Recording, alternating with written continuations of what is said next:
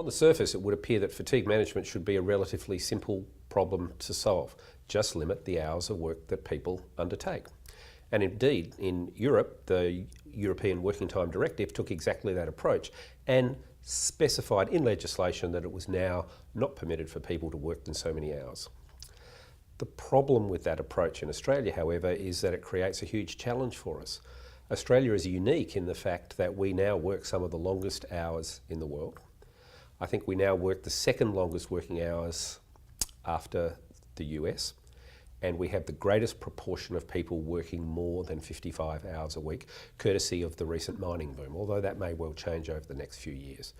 But the bottom line is that people are working longer and harder, and work intensification over the last 5 to 10 years has created a major problem for industry in terms of how to manage fatigue, but how to continue with the productivity benefits associated with long working hours. If we look at the tradition of working hours in Australia, then there has been a very long trend of increasing work hours and increasing intensity of work. If you go back to the mid-80s and then look forward over the next 20 or 30 years, you can see two broad periods in history. From 1985 to 1995, we saw a very significant increase in enterprise bargaining agreements and a devolution of the negotiation process for an enterprise bargain from the traditional format where employers and unions would get together in the commission to one in which people would get together at the firm level.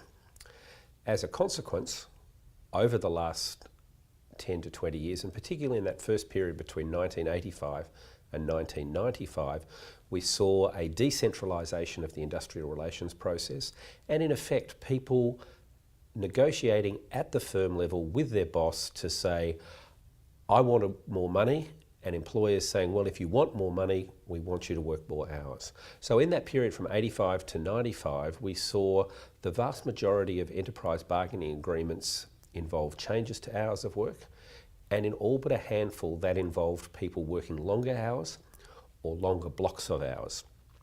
While that's been very good in terms of improving productivity per employee, maybe not per hour, but at least net productivity per week, it's also carried a number of consequences.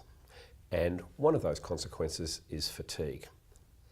The second thing that we have seen in terms of the industrial relations landscape, and this is primarily the period between 1995 and the present, is that we've seen a situation in which third-party representation rights in the Industrial Relations Commission have been removed.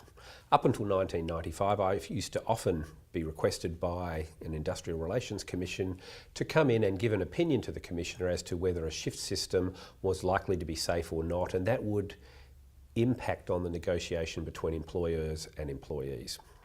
Post-1995, those third-party representational rights in the Commission were significantly reduced, and as a consequence, the negotiation between the employer and the employee happened without any right of somebody to communicate on behalf of the community. And in many cases, scientific or research evidence was not able to be factored into the decisions that were required to be made by the Industrial Relations Commission. The net consequence of these two trends, that is the decentralisation of the industrial relations process and the removal of third-party representation rights, meant that in most cases people were negotiating on the spot with their employer about changes to working time arrangements. One of the difficulties with this approach, however, is that in many cases neither the employer nor the employee were necessarily informed, and in many cases people engaged in what has been referred to as a conspiracy of greed. That is, in exchange for increased pay, people worked increased hours. And the net consequence of this has been the rise of fatigue as an issue in the workplace. The second aspect that we'd like you to think about in terms of the challenge of fatigue management is the fact that prescription of working time can actually produce paradoxical results.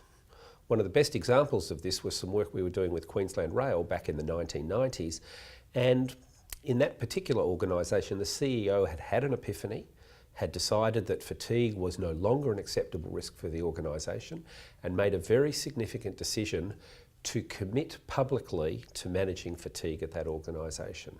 He got up in public and on all the training videos and said to the staff, it is no longer acceptable for somebody to be at work for more than 12 hours, and I don't care even if I have to stop the train and take the drivers out of the train and drive them back to work, and it's only 35 or 40 minutes away, I will make that commitment to reduce the risks associated with working while fatigued. And on the surface, that seemed like a very big development by the organisation and a major commitment at a moral level by the CEO. But I also remember at the same time stopping and asking the question, what will you do with the tired drivers? And the CEO saying, well, I will get them to drive a car back to the depot, and that will be the same car that the drivers took out to relieve them. And if you stop and think about that, there's actually a paradoxical element to that. While we stop the person driving the train, we then put them into a car, and that drive home is actually far more risky for that driver than actually continuing to drive back to the depot. And in that story, we see one of the key issues that we need to deal with in fatigue management is that sometimes what looks like a simple and straightforward approach actually produces paradoxical outcomes. While you may reduce the risk of fatigue, at the local level, you may actually increase risk to the overall system. A lot of what we talk about in this lecture series will be how an organisation balances the challenges of simple prescription versus complex risk management approaches. I think this can be summed up, as was famously said by H.L. Mencken many years ago, for every complex problem, there is a simple solution, and it's usually wrong. The third part of the challenge in fatigue management is that there isn't a one-size-fits-all solution.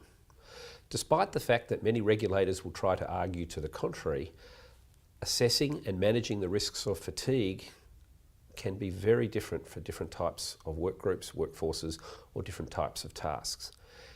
At the most simple, consider the following situation. I have two tired people. One person's job is to land a jumbo jet at New York in the middle of a snowstorm, and the other person's job is to operate the photocopy machine.